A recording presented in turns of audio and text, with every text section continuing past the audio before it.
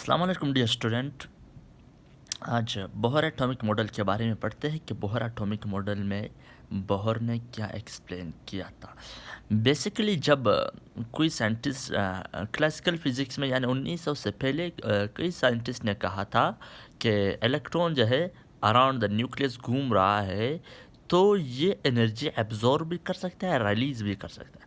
तो फिर बाद में सवाल उठा, अगर ये एनर्जी रिलीज़ कर सकता है तो जब आपको पता है कोई बॉडी मूव करता है तो वो एनर्जी रिलीज़ करता है, तो इलेक्ट्रॉन भी अराउंड द न्यूक्लियस मूव करता है तो ये एनर्जी रिलीज़ करता है। ये सवाल उठा, तो अगर ये एनर्जी रिलीज़ करता है तो ये फिर हायर टू लोअर जंप करता है, यानी हायर शेल से लोअर आता है। देखो मैं इधर समझाता हूँ। ये अगर न्यूक्लियस है ना, इसके अराउंड ये देखो ये शेल है, ठीक है। अगर ये इलेक्ट्रॉन इधर मूव कर रहा है, इलेक्ट्रॉन इधर मूव कर रहा है अराउंड द न्यूक्लियस, सो जब ये मूव करता है तो ये एनर्जी भी लूज़ करता है। जब एनर्जी लूज़ करता है तो ये नीचे शेल में आ जाता है। अगर ये और एनर्जी फिर मूव करता है, फिर एनर्जी लूज़ करता है, ये इधर आता है, तो ये कोलैप्स हो जाता है आखिरकार न्यूक्लियस से। ये सवाल उठा। तो इस सवाल को यानी ख़त्म करने के लिए, यानी इसको एक्सप्लेन करने के लिए बोहर ने अपना एटॉमिक मॉडल दिया। बोहर क्या कहते हैं, सॉरी बोहर ने कहा कि जो इलेक्ट्रॉन है, इलेक्ट्रॉन रिवॉल्व करता है न्यूक्लियस के अराउंड फिक्स्ड ऑर्बिट, एक फिक्स्ड ऑर्बिट के अंदर, ठीक है। पहला पोस्टुलेट इन्होंने ये दिया 1913 में बोहर ने कहा कि electron revolve around the fixed orbit, electron revolve around the nucleus in fixed orbit. ये बहुत अहम इन्होंने पॉइंट उठाया कि एक ये देखो ये न्यूक्लियस है, इसके अराउंड ये मूव करता है, ठीक है, एक फिक्स्ड ऑर्बिट।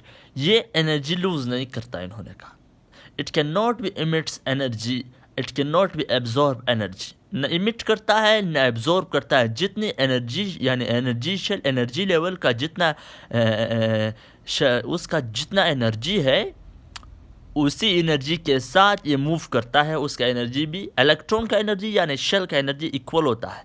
तो ये मूव करता है, न इमिट्स करता है न एब्जॉर्ब करता है। पहला पोस्टुलेट ये है इन्होंने बताया। दूसरा पोस्टुलेट इन्होंने बताया कि जो इलेक्ट्रॉन जिस भी शेल में मूव करता है या एनर्जी लेवल में मूव करता है, उसका इंटीग्रल मल्टीपल यानी इसका मोमेंटम, एंगुलर मोमेंटम जो है, इसका जो है h/2 ये इंटीग्रल है, ठीक है। तो इसका एंगुलर मोमेंटम इन्होंने कहा ये होना चाहिए 2 ठीक है।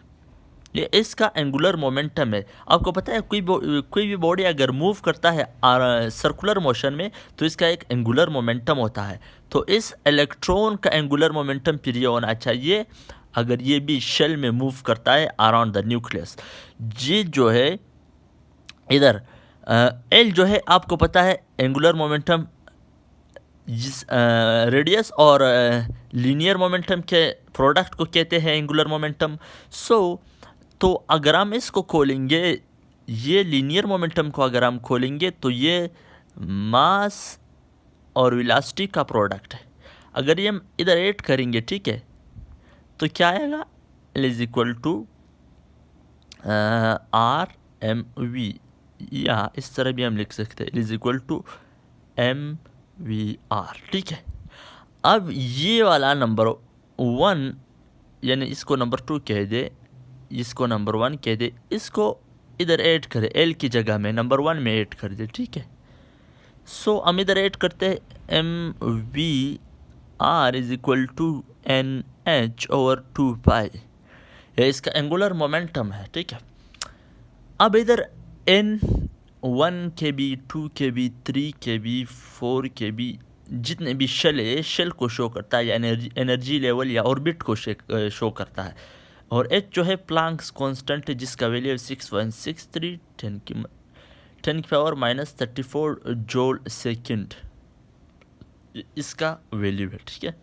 सेकंड पॉइंट उन्होंने ये कहा कि जिस भी एनर्जी लेवल में इलेक्ट्रॉन मूव करता है उसका एंगुलर मोमेंटम ये होना चाहिए, ठीक है।